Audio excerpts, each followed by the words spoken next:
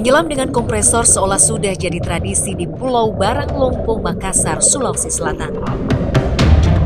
Sudah banyak nelayan kompresor yang jadi korban pekerjaan mereka, dari yang mengalami cacat seumur hidup hingga menjemput ajal saat mencari ikan. Namun rata-rata para nelayan seolah tak peduli dan menganggap hal ini adalah resiko pekerjaan yang harus mereka hadapi.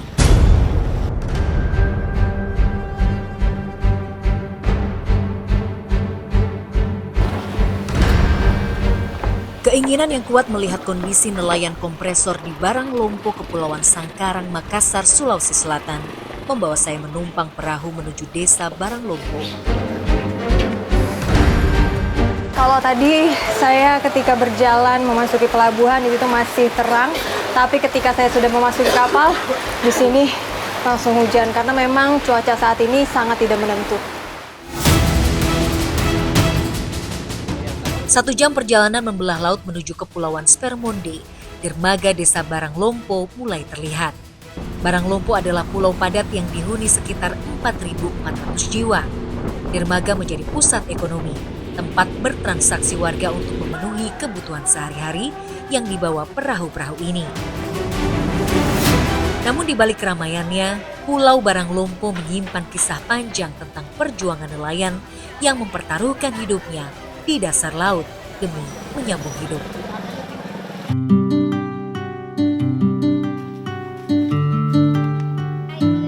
Di balik kerasnya kehidupan pesisir, ada kisah pilu para ibu yang harus menjanda karena kehilangan suami saat menyelam menggunakan kompresor. Salah satunya Subaidah yang sudah 18 tahun ditinggal mati sang suami. Memikul peran ganda sebagai ibu sekaligus tulang punggung keluarga, kini Subaidah bekerja mencabut duri ikan buntal dengan upah Rp1.500 per ekor. Berarti sekarang Ibu tiap hari buruh aja ya Bu ya? Apa aja gitu kayak tripang, duri kayak gini. Kadang kalau ada ini sedek, kalau nupi saya jual. Ya pisang goreng, kalau ada orang kasih modal toh, belanja, 50, 25 ya. Kadang kadang kalau dapat banyak. Dalam sehari, Subaidah mampu mencabut duri sekitar 15 ekor ikan buntal.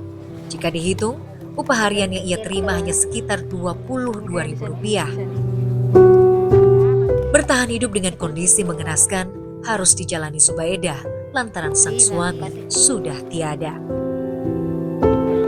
Kenyataan hidup Subaidah membuat Piana, teman Subaidah, selalu melarang suaminya menyelam dan memintanya mencari pekerjaan lain dengan resiko yang lebih ringan. Piana tentu saja takut bernasib sama seperti Subaidah.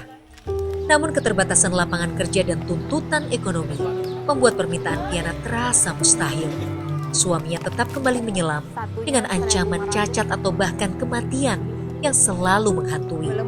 Piana pun hanya bisa menyimpan kegelisahannya di dalam hati setiap suaminya menyelam. Tapi Bapak sendiri pernah tahu resikonya nggak sih Bu? Kalau nyelam tuh pasti begini. Ini kan apalagi udah banyak kejadian di sekitar kayak gitu. Iya, apa nggak tahu. Atau memang orang tua Bapak juga dulu menyelam juga? Itu Bapak. Oh, kakek menyelam juga kayak dulunya menyelam juga? Selang. Dulu nyelam juga kah? Menyelam. Oh, berarti ada faktor yang memungkinkan karena memang di sini rata-rata warganya secara turun-temurun juga mereka melakukan aktivitas menyelam.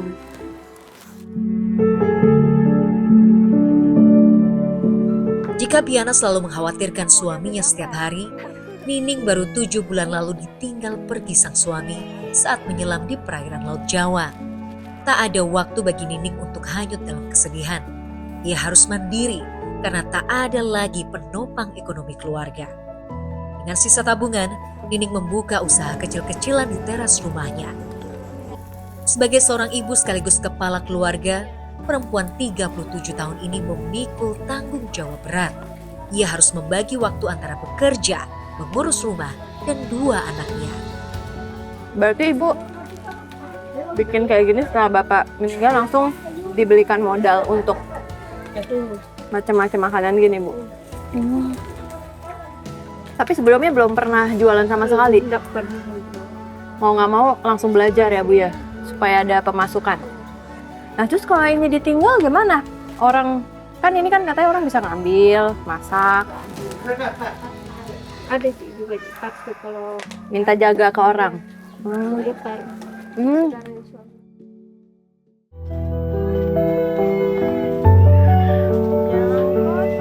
Di dalam hatinya ada keinginan besar untuk pulang ke kampung halamannya, Kota Tual, Maluku Utara.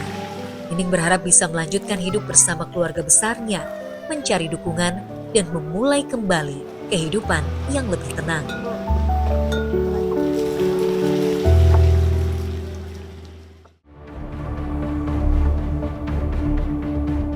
Saya tak menyangka pesona dan kekayaan laut yang mengelilingi Baranglompo ternyata menyimpan harga mahal yang harus dibayar oleh warganya.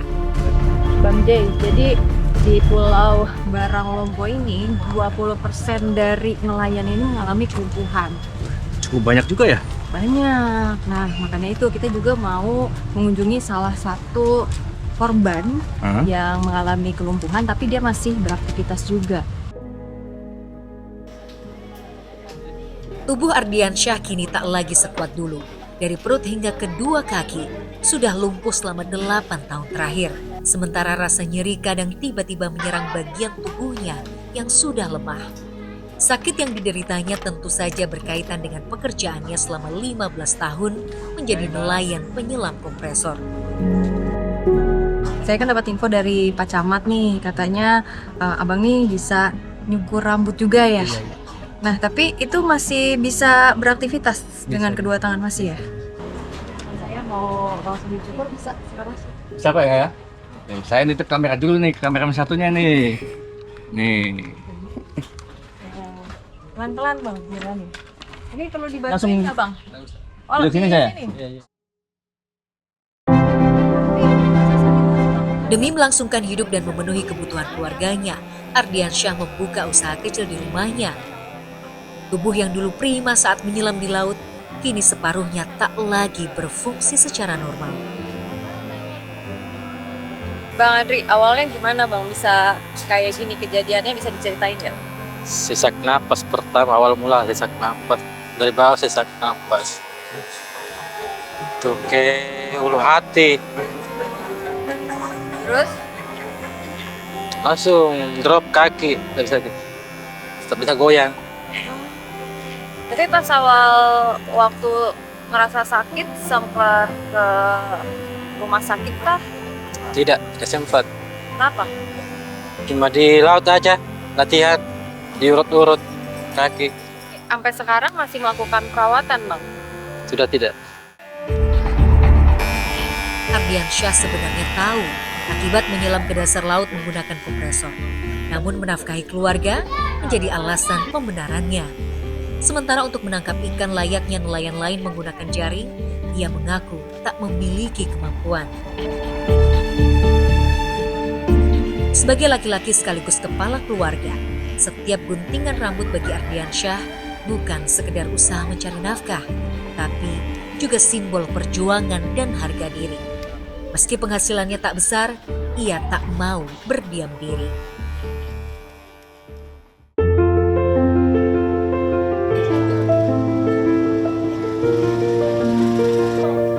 Di tengah keterbatasan yang dialami suaminya, Aceh justru jadi sosok penting dalam perjuangan keluarga kecil ini.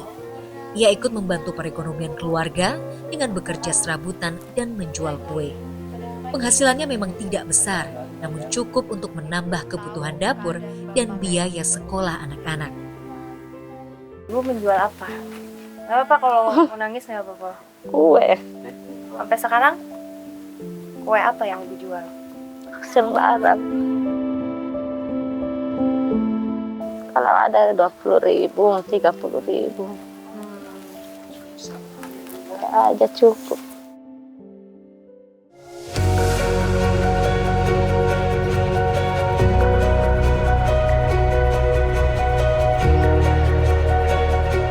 Nasib Tuju, pria 50 tahun ini jauh lebih parah dibanding Ardiansyah. Tuju tak punya keluarga sebagai sandaran. Ya, Sudah lebih dari 1 dekade, Tujuh menjalani hidup sebatang kara tanpa pendamping dan tanpa perawatan yang layak. Istri dan anaknya pergi meninggalkan Tujuh begitu saja di rumah tua yang hampir roboh. Ya, halo Pak. Gimana Pak, sehat? Bapak nggak bisa bangun sama sekali Pak? Kondisi lu? Oh, kurang dengar. Oh, nah ini salah satu kondisi dari hasil dekompresi, ya ini tidak mendengar karena mungkin terlalu dalam ya Pak. Dulu nyelam, kedalamannya berapa? Sekitar 40 meter. 40 meter. 40 meter tanpa pengamanan yang bagus, yang baik, dan Bapak hanya dengan selang kompresor. Di tempat sempit ini Tujuh menghabiskan hampir seluruh sisa hidupnya dari mandi, masak, makan, hingga tidur. Ini kalau bisa dilihat di sini nih kamar seadanya yang dimana ini merupakan tempat tinggal Bapak Tujuh. Hanya beralas kasur dan Bapak lebih seringnya itu ya duduk di sini karena ini mungkin lebih dekat dengan kamar mandi. Nah, ini bantuan buat Bapak biar bisa berdiri dari kursi yang biasanya Bapak duduki sampai ke tempat tidurnya. Sebenarnya nih jaraknya sedikit dan hanya tali kecil aja, tapi ini sangat membantu Bapak untuk beraktivitas di ruangan ini. Oke Pak. Bapak berarti ganti baju apa semuanya sendiri Pak? Iya sendiri, cuci, Cuci juga masih cuci? masak. Masak, oh masak di sini. Jadi di ukuran mungkin 4 kali 3 meter ini, di sini sudah sekaligus kamar, kamar mandi, bahkan dapur. Sini kompor ya Pak, Bapak masih bisa. Kalau beli makanan, peralatan itu siapa yang beli Pak? Udah biasa, kalau ada yang kasih ke uang, baru aku. Jadi orang yang suka bantuin Bapak karena tahu Bapak sendiri ya? Iya, kalau mau. Penyakit dekompresi bukan hanya merenggut kekuatan tubuh Tujuh, tapi juga memisahkannya dari kehidupan normal yang dulu ia miliki, termasuk keluarga. Inilah potret nyata, betapa mahalnya harga yang harus dibayar oleh para penyelam kompresor di pelosok pulau.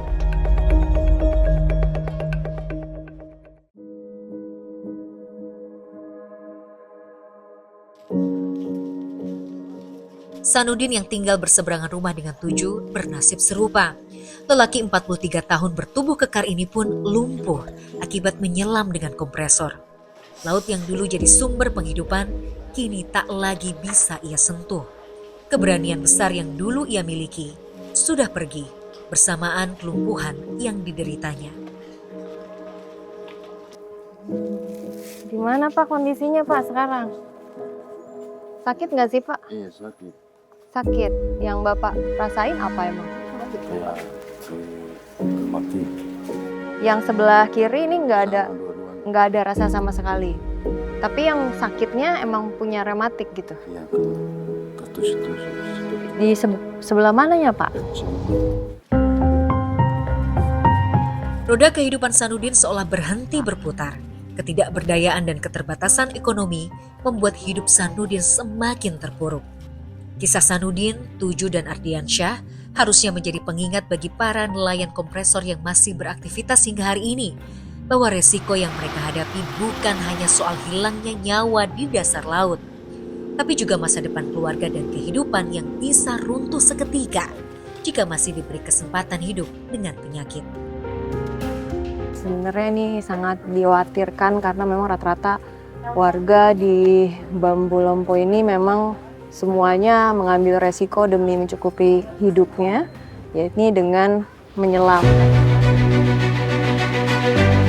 Untuk menjawab berbagai pertanyaan yang berkecamuk di benak saya terkait banyaknya korban selam kompresor, saya pun mendatangi pemerintah Kecamatan Sangkarang. Jadi terus terang Bapak Ibu, pelarangan untuk masyarakat nelayan kita yang masih saja melakukan kegiatan penyelaman dengan menggunakan kompresor ataupun oksigen secara manual ini kami selalu mengingatkan terus, edukasi terus. Tapi sulit juga untuk pengawasannya karena mereka semua kita punya keterbatasan untuk memantau terus kegiatan aktivitas nelayan-nelayan yang ada ini.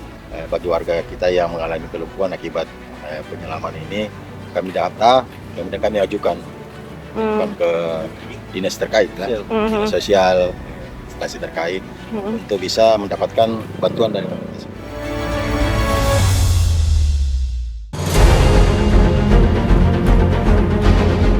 Mirisnya, meskipun beresiko tinggi menyebabkan kelumpuhan bahkan kematian, hingga hari ini praktik selam kompresor masih banyak dilakukan. Keterbatasan pilihan pekerjaan dan tuntutan ekonomi memaksa para nelayan terus mempertaruhkan nyawa di bawah laut. Kan karena di sini banyak warga yang memang mengalami lumpuh, emang abangnya nggak takut? Takut sih, tapi namanya juga kebiasaan yang orang pulau menyelam. Tapi kan udah banyak kejadian tuh, kayak tadi Bang Adri, dia tuh akhirnya ketika udah ngalamin kelumpuhan misal bahkan keluarganya juga berdampak gitu. Itu gimana kalau kayak gitu, Bang? Mungkin sudah risikonya itu kalau penyelam. Azwar ternyata sama seperti nelayan lain pulau ini, tidak bisa menggunakan jaring untuk menangkap ikan. Karenanya mereka tidak pernah mencoba sama sekali, apalagi untuk belajar menjaring ikan. Padahal sudah banyak orang-orang Pulau Baranglompo yang cacat, bahkan meninggal lantaran menyelam dengan kompresor.